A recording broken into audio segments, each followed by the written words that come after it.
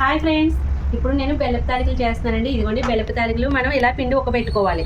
ఇప్పుడు ఒక గ్లాస్ పిండికి 2 గ్లాసులు వాటర్ మరిగించుకొని అందులో సాల్ట్ వేసుకొని మరిగిన తర్వాత పిండి వేసామంటే ఇలా పొడి పొడిలాడుతూ వస్తుంది. సిమ్లో పెట్టుకుని ఒక 5 నిమిషాలు మగ్గబెట్టేస్తే చాలు. అప్పుడు ఇది చల్లారిన తర్వాత చక్కగా వాటర్ జల్లుకుంటూ ముద్ద కింద చేసుకోవాలన్నమాట. దీన్ని ఇదిగోండి ముద్దగా చేసిన తర్వాత కొంచెం కొంచెంగా తీసుకుంటూ ఇలా మనం పాముల లెక్క చేసుకోవాలి. మా చిన్నప్పుడు అయితే మేము పాములు అనేవాళ్ళు వంటిని, అందుకని అలా అంటున్నాను. బెల్లపు తాలికలు అంటాము. వీటితో చూసారా ఎంత బాగా వచ్చినాయో. సన్నగా ఇలా చేసేసుకోవాలన్నమాట. ఇలా తాలికలు చేసుకోవాలి. చక్కగా ఇది రేషన్ బియ్యం, మనకి దొడ్డు బియ్యం అయితే చాలా బాగా వస్తాయి. నేను రేషన్ బియ్యం తోటి చేస్తాను అనమాట. అది అందుకని చెప్పినప్పుడే స్టిక్గా మంచిగా వస్తాయి. ఇక్కడ చూడండి, దీనికి తగ్గట్టు తీపి వేసుకున్నాను బెల్లం. నేను ఇలాగా మెత్తగా పౌడర్ చేసేసుకొని ఇప్పుడు స్టవ్ వెలిగించేసుకుంటాను. ఇందులో వాటర్ వేసుకుంటాను. ఇదిగోండి ఇందులో ఇలాచీ కూడా వేసేసుకుంటున్నాను. మనం కొంచెం వాటర్ ఎక్కువగానే వేసుకోవాలండి. తాలికలు తగ్గట్టు ఉడకాలి కదా మనం, అందులోకి తాలికలు కూడా బాగా ఉడకాలి. ఇక్కడ చూడండి, దాంట్లో కొబ్బరి నవ్వు బదులు కొబ్బరి తురుము తీసి వేయాలి అసలు. కానీ నాకు ఇవి ఆల్రెడీ కొబ్బరి నవ్వు చేసుకున్న ఉండలు ఉన్నాయన్నమాట. అవి పాడు చేయడం ఎందుకు, పక్కకు పెట్టుకుని విడిగా తినడం అని చెప్పేసి ఇందులో వేసేస్తున్నాను నేను. అంటే కొబ్బరి వేసినట్టు ఉంటుంది. నిన్న మోదకాల కోసం చేసినవి ఎక్స్ట్రా కొన్ని ఉన్నాయన్నమాట, అవి ఇందులో వేసేస్తున్నాను.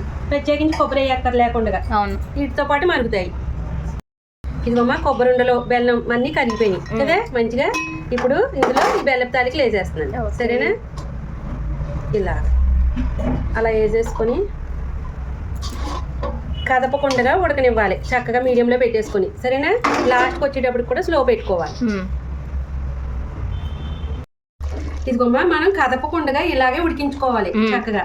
ఇప్పుడు ఇదిగో ఇంకా పాకం ఉంది కదా, ఇంకా ఈ స్టేజ్లో ఉండగా కొంచెం పౌడర్ ఇలాగా అంటే పైన చల్లితే ఇలా విడివిడిగా ఉండలు కట్టకుండా కలుస్తుంది అనమాట. ఎందుకంటే బియ్య పిండి అండి. పౌడర్ అంటే పాన్స్ పౌడర్లు ఆ పౌడర్లు కాదు. ఇదిగో ఇలా కలిపితే చక్కగా చిక్కదనం అనేది వస్తుంది మనకి. సరేనా? రైస్ ఫ్లోర్ ఆల్రెడీ నేను కొబ్బరిలో కలిపి వేసేదాన్ని అసలు, కొబ్బరి తురుములోను. ఎందుకంటే కొబ్బరి ఉండలో వేసాను కదా, కాబట్టి ఇలా వేస్తున్నాను పైన.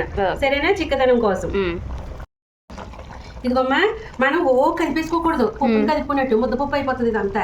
అలా కలుపుకోకుండా చక్కగా ఇలా మధ్యలో ఇలా టచ్ చేస్తూ కలుపుకోవాలి. సరేనా? సిమ్లో పెట్టుకుని దగ్గరికి రానివ్వాలి. చాలా మంది అడిగంటించుకుంటారు కూడా, చాలా టేస్ట్ గా ఉంటుందని.